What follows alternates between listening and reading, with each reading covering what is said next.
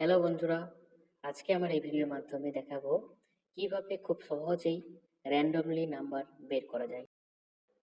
তো চলুন ভিডিওটা শুরু করা যাক। তো শুরুতেই আমি একটা এক্সেল ফাইল ওপেন করেছি।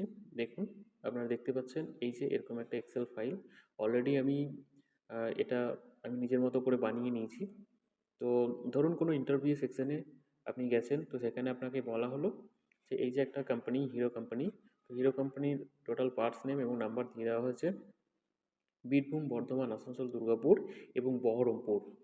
এই যে এই ৫ জেলার একটা র্যান্ডমলি একটা প্রাইস রেট, এই যে ক্লাস প্লেট দেখছেন, এই সমস্ত এই প্লেটের এই পার্টসগুলোর নেম একটা আমাকে সঙ্গে সঙ্গে একটা র্যান্ডমলি বের করে দেখান।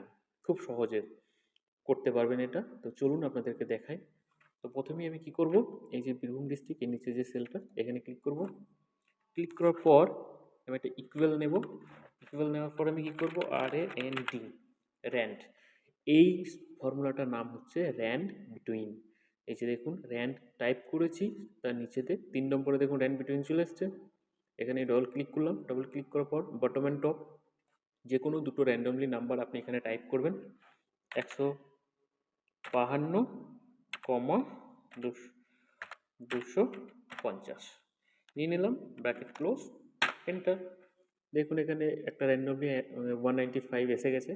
সেম এটাকে কপি করব, কন্ট্রোল-C, এবং এই সেল থেকেই নিয়ে সবগুলোকে সিলেক্ট করে কন্ট্রোল-V।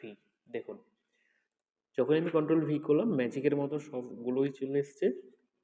তো এরকমভাবে আপনারা ফর্মুলাটা র্যান্ড বিটুইন নাম্বার নিতে পারবেন। আশা করছি ভিডিওটা আপনাদের ভালো লেগেছে।